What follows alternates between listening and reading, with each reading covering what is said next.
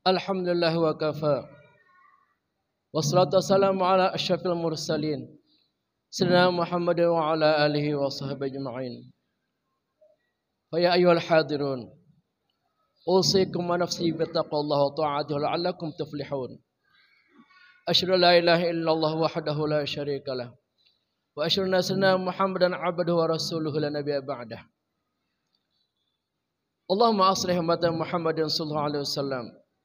Wa farij an ummati Muhammadin sallallahu alaihi wasallam. Warham ummata Muhammadin sallallahu alaihi wasallam. Wa anshur fadna hudratun fil alamin bihaqqi Muhammadin sallallahu alaihi wasallam. Amma ba'du. Fa ya ayyuhal hadirun. Allah Ta'ala fil Qur'anil azim.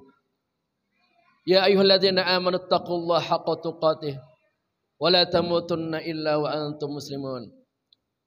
Wa qala aidan inni lakum rasulun amin. Wa qala an-nabiy sallallahu alaihi wasallam innama bu'ithu li utammima makarimal akhlaq. Shadaqallah wa sadaqa Rasulullah sallallahu alaihi wasallam wa nahnu ala dzalika minasyahidin wasyakirin walhamdulillah rabbil alamin. Hadirin para jamaah Masjid Al-Falah yang berbahagia rahimakumullah.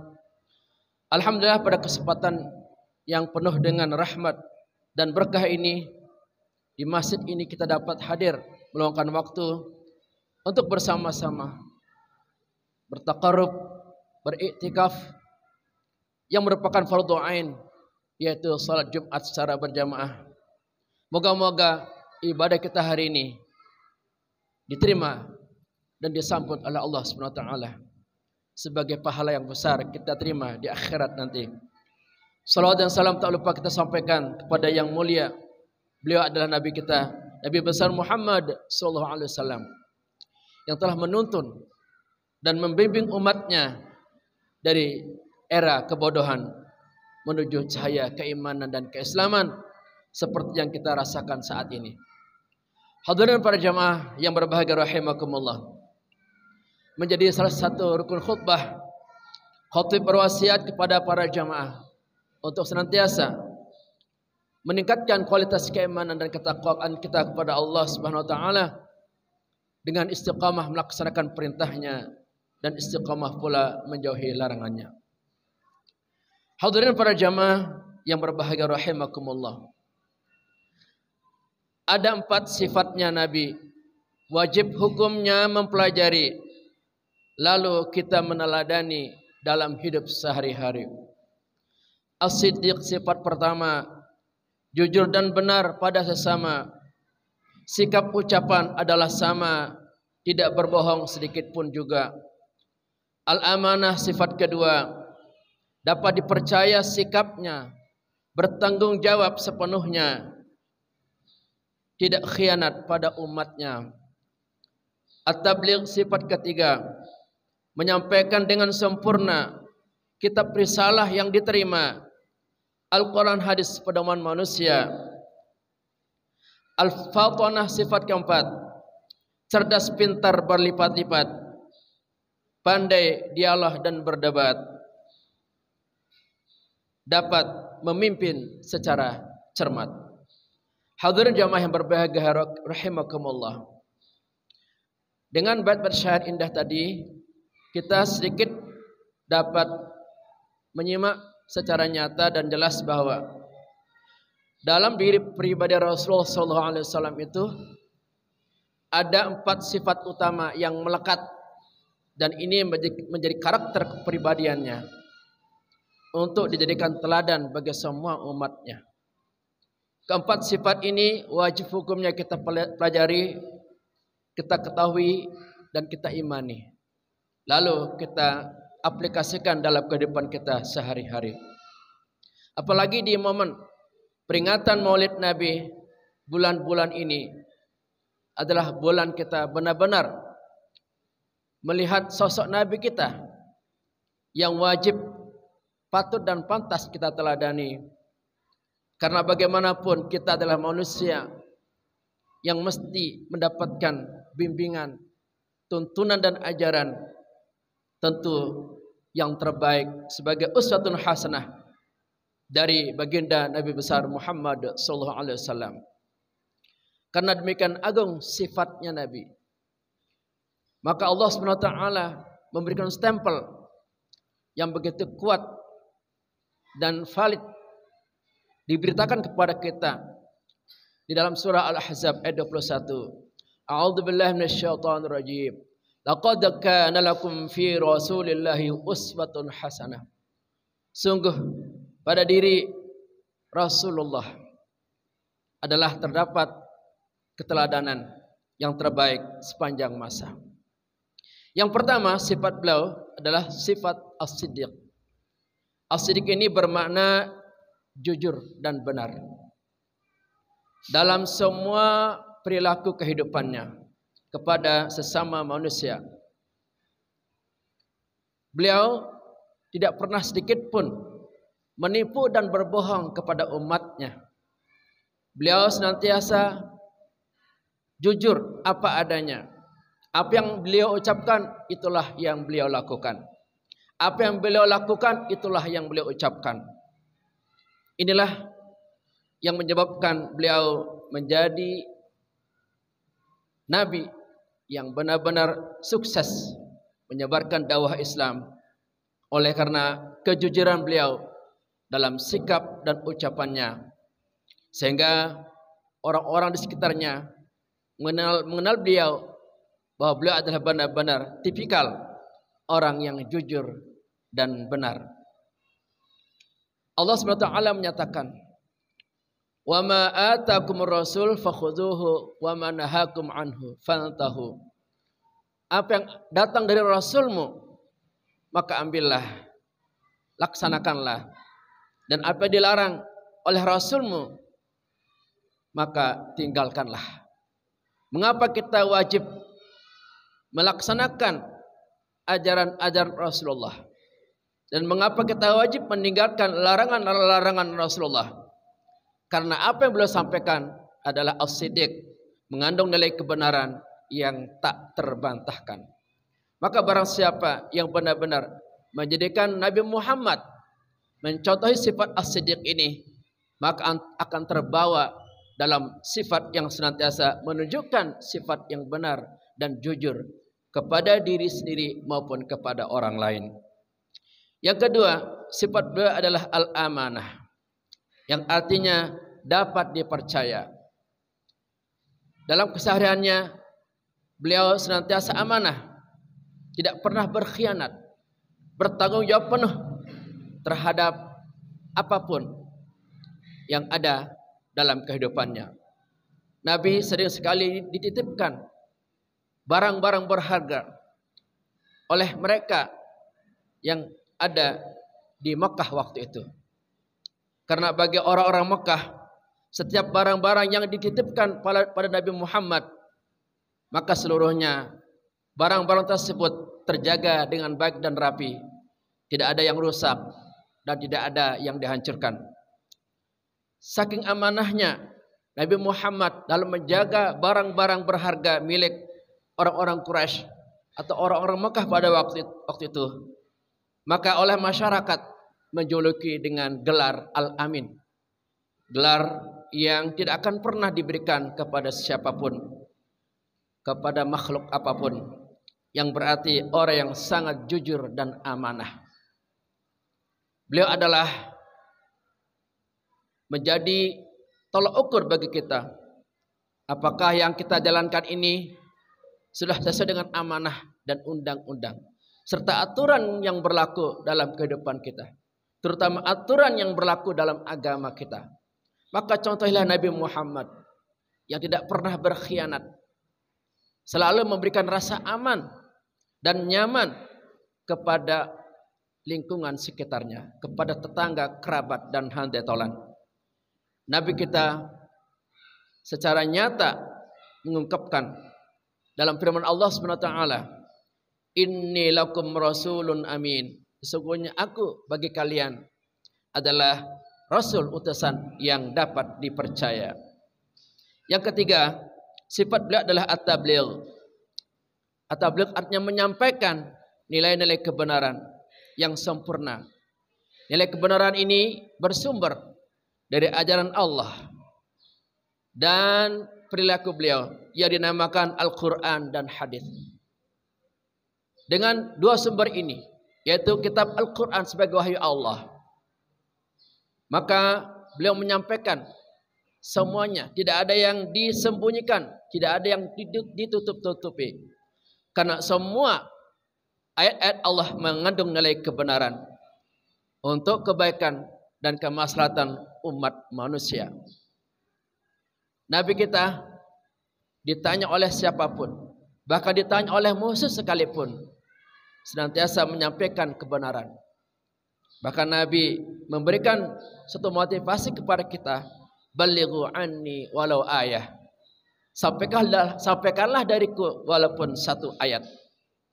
Ingatlah para jamaah, setiap kebenaran ini mesti disampaikan seluas-luasnya dan sebanyak-banyaknya. Ini cara kita untuk mengkanter dan membentengi diri kita dari ajaran-ajaran yang menyimpang, dari aliran-aliran yang menyesatkan, dari kebatilan demi kebatilan. Kalau orang yang benar diam, tidak menyampaikan kebenaran di tengah-tengah masyarakat, maka kebatilan itu akan merajalela. Narkoba, judi, dan lain sebagainya akan merajalela. Kemaksiatan di mana-mana akan merajalela. Karena orang-orang yang memiliki nilai-nilai kebenaran itu tidak disampaikan kepada umat. Sekecil apapun kebenaran yang kita ketahui, selama itu bersumber dari ajaran agama kita, maka sampaikanlah minimal kepada keluarga kita di rumah masing-masing. Kita sampaikan kebenaran kepada anak-anak kita tentang pentingnya bersikap jujur, tentang utamanya kita sholat, tentang bagusnya kita mengadakan hubungan baik. Kalau semua kita berlomba-lomba menyampaikan kebenaran, maka kebatilan itu akan lenyap, kesesatan itu akan musnah.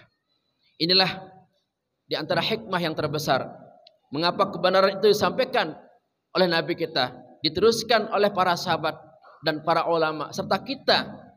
Hendaknya kebenaran yang bersumber dari Al-Quran dan Al-Hadis ini kita sampaikan agar nilai-nilai kebenaran itu menjadi suatu karakter yang abadi, penghias untuk meningkatkan kualitas keimanan dan ketakwaan kita kepada Allah Subhanahu wa taala. Yang terakhir, sifat Nabi adalah al-fatanah, yang artinya cerdas, pandai dan pintar. Nabi Muhammad karena memang dibimbing IQ-nya oleh Allah Subhanahu wa taala, memiliki kecerdasan yang tak terbatas, memiliki kepintaran yang tak terbatas. Beliau sering berdialog dan berkomunikasi kepada tokoh-tokoh pembesar-pembesar kafir Quraisy dan orang-orang yang menentangnya. Sehingga dari kepandaian beliau berkomunikasi, mengajak, berdialog, bahkan berdebat, banyak di antara mereka yang luluh hatinya sehingga mereka bersyahadat masuk ke dalam agama Islam. Lihatlah buah kesuksesan dari kecerdasan beliau. Betapa beliau adalah seorang yang sangat cerdas dan pandai, mengemukakan maksud dan tujuan untuk mengajak umat agar masuk surga. Lihatlah umat Islam di dunia ini, di antara semua agama yang ada, Islam adalah agama salah satu yang paling cepat perkembangannya di seluruh dunia. Ini adalah berkat kecerdasan dan kepandaian yang Nabi tunjukkan pada waktu itu, sehingga ajaran Islam benar-benar dapat diterima. Karena Nabi senantiasa menggunakan akal sehatnya, menggunakan hati yang bersih, sehingga pantulan dari hati yang bersih kemudian dijalankan dengan kecerdasan akal pikiran, maka buahnya adalah kebaikan demi kebaikan yang mendorong umat manusia agar senantiasa menjadi manusia-manusia yang bermanfaat di atas muka bumi ini. Kita pun sebagai umat Nabi Muhammad, hendaklah kita menjadi orang yang pintar sesuai dengan bidang kita. Maka kita diwajibkan untuk belajar, baik melalui jalur formal maupun non formal. Janganlah kita menjadi orang yang bodoh. Karena kebodohan itu akan membuat kita menderita dan akan membuat kita celaka. Janganlah kita malas untuk belajar. Belajar bisa kita laksanakan dengan berbagai cara. Bisa dengan membaca buku-buku keislaman atau buku-buku yang lainnya. Atau kita bisa bertanya kepada mereka yang ahli di bidangnya tentang ilmu agama atau tentang ilmu pengetahuan umum. Sehingga kita menjadi orang-orang yang cerdas yang dapat memajukan masyarakat, bangsa dan negara. Mengapa kita dijajah selama 350 tahun ditambah penjajahan Jepang? Karena kita pada waktu itu adalah hidup dalam kebodohan. Maka alhamdulillah dengan semangat kobar jihad para ulama dan para santri membebaskan umat manusia, umat Islam dari kebodohan sehingga kita merdeka melawan penjajah Belanda dan Jepang. Para jamaah sekalian yang berbahagia, kalau seandainya kebodohan ini menjadi satu hal yang kita pilih dalam hidup ini, naudzubillah, besar kemungkinan penjajah-penjajah itu akan kembali untuk menjajah kita, menjajah rakyat kita, dan mengambil sumber daya alam kita yang begitu kaya di Indonesia ini. Maka mari kita tanamkan dalam diri kita. Kalau orang Barat mengatakan time is money, saking berharganya namanya waktu. Waktu adalah uang. Dan orang Arab mengatakan al-waktu kasaib. Waktu adalah pedang. Maka kita sebagai umat Islam mengatakan waktu adalah belajar. Mari kita belajar. Jangan kita malas belajar. Walaupun kita sudah tua, kita menuntut ilmu dan belajar merupakan suatu kewajiban yang tidak boleh kita tinggalkan. Di tempat ini insya Allah akan terus diadakan pembelajaran melalui kajian majelis taklim remaja, anak-anak dan orang tua, orang dewasa. Mari kita dukung dan kita datang untuk menimba ilmu-ilmu dari guru kita. Karena dengan cara inilah kita akan menjadi manusia yang beradab, manusia yang menjulang dengan prestasi-prestasi yang hebat untuk keunggulan agama kita, untuk keunggulan bangsa kita, sehingga dalam kancah internasional kita adalah termasuk bangsa pembelajar yang dapat bersaing menjadi bangsa negara yang hebat, mandiri dan profesional. Demikianlah khutbah singkat yang dapat khatib sampaikan, semoga bermanfaat untuk kita semuanya. Barakallahu li wa lakum fil Qur'anil azim wa nafa'ana iyyakum bima fihi minal ayati dzikril hakim wa taqabbala minni wa minkum tilawatahu innahu samiul alim.